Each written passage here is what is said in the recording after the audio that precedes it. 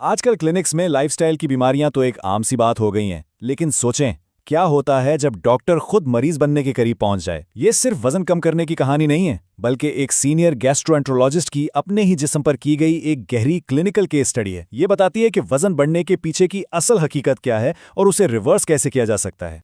सोचे जरा, एक मरीज अपने डॉक्टर से कह रहा है, सर पहले अपना वजन ठीक करें फिर मुझे मशवरा दें।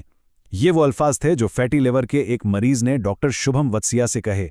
इस एक जुमले ने ना सिर्फ उन्हें तकलीफ पहुंचाई, बल्कि उनकी पूरी मेडिकल शनाख्त को हिलाकर रख दिया और उन्हें एक कड़वी हकीकत का सामना करने पर मजबूर कर दिया।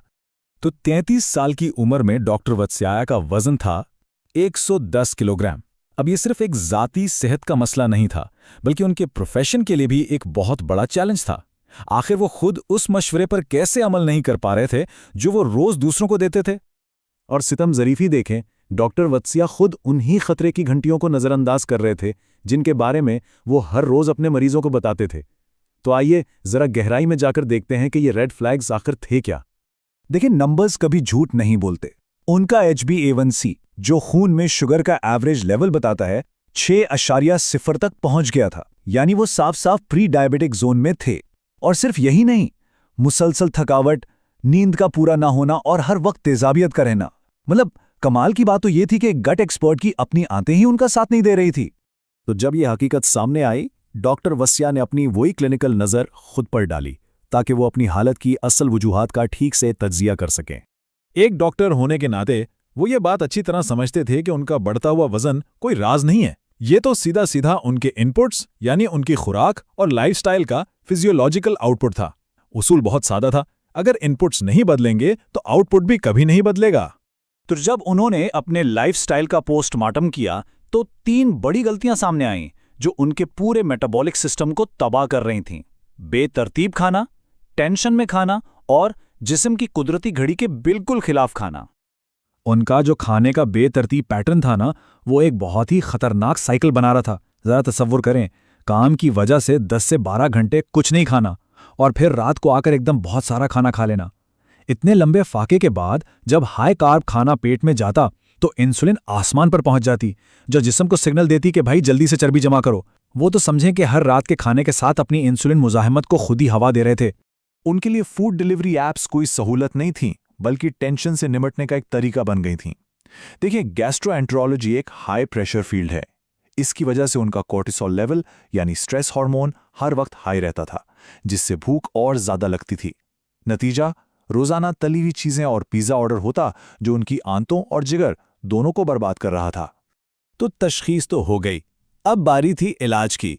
लेकिन डॉक्टर वत्सिया ने कोई आम डाइट प्लान नहीं बनाया।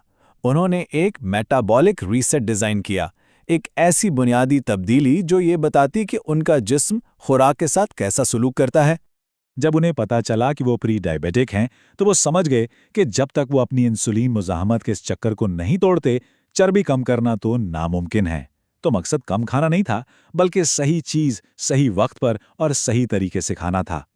उन्होंने कोई भूखा रहने वाला या क्रैश डाइट वाला रास्ता नहीं अपनाया, बल्कि 4 बहुत ही सादा लेकिन ताकतवर असूल बनाए।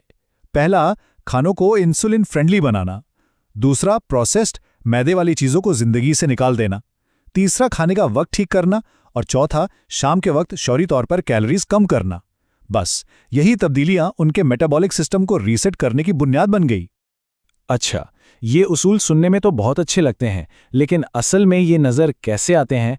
आइए देखते हैं कि डॉक्टर वत्सिया ने अपनी रोज़ाना की प्लेट को आखिर तरतीब कैसे दिया। उनका प्लेट फॉर्मूला बहुत ही सादा और कमाल का था। अपनी प्लेट का आधा हिस्सा सब्जियों से भरें, 1/4 हिस्सा प्रोटीन से और जो आखिरी चौथाई बचा उसमें कॉम्प्लेक्स कार्बोहाइड्रेट्स। यह कितना आसान उसूल है जिसे कोई भी याद रख सकता है और आसानी से अपना सकता है। उनके लिए सबसे बड़ा हथियार साबित हुआ प्रोटीन। उन्होंने एक असूल बनाया, पहले प्रोटीन बाद में कार्बोहाइड्रेट्स। इस एक चीज से ना सिर्फ उनकी शाम की भूख और बेवक्त खाने की आदत खत्म हुई, बल्कि कमाल तो ये हुआ कि बगैर किसी दवा के उनका HbA1c भी नॉर्मल रेंज में आ गया। अब भूख से लड़ने के लिए उन्होंने सब्जियों का सहारा लिया। ऐसी सब्जियां जिनका हजम ज्यादा हो लेकिन कैलोरीज कम हो। ये उनकी प्लेट का तकरीबन 40 से 50% हिस्सा होती थीं। इससे ना सिर्फ उनका पेट भर जाता बल्कि ये उनके गट के अच्छे बैक्टीरिया की खुराक भी बनता और ब्लड शुगर को भी मुस्तहकम रखने में मदद करता। कार्ब्स के बारे में उनका नज़रिया ये नहीं था कि उन्हें बिल्कुल छोड़ दिया जाए, बल्कि ये था कि उन्हें समझदारी से इस्तेमाल किया जाए। उन्होंने 3 उसूल बनाए। पहला, सिर्फ कॉम्प्लेक्स कार्ब्स जैसे ब्राउन राइस या ज्वार। दूसरा, कार्ब्स सिर्फ दोपहर 3 बजे से पहले खाने हैं। और तीसरा, मिकदार प्लेट का सिर्फ 25% होनी चाहिए। लेकिन सवाल यह है कि वो इन तब्दीलियों पर कायम कैसे रह पाए। उनकी कहानी का ये आखिरी हिस्सा इसी बात पर जोर देता है कि ये तब्दीली कोई जादू नहीं थी, बल्कि एक सुस्त और मुस्तकिल मिजाजी वाले अमल का नतीजा था। ये बात बिल्कुल साफ होनी चाहिए कि उनका वजन कम होना कोई रातों रात का चमत्कार नहीं था। उन्होंने कोई सख्त इकदामात नहीं किए, बल्कि बुनियादी साइंस पर मबनी उसूलों पर अमल किया जो उनके मेटाबॉलिज्म को अंदर से ठीक कर रहे थे। ये टाइमलाइन हमें हकीकत दिखाती है। 110 किलो से 75 किलो तक आने में उन्हें तकरीबन 3 साल लगे। पहले 6 महीनों में तो सिर्फ 8 से 10 किलो कम हुए थे।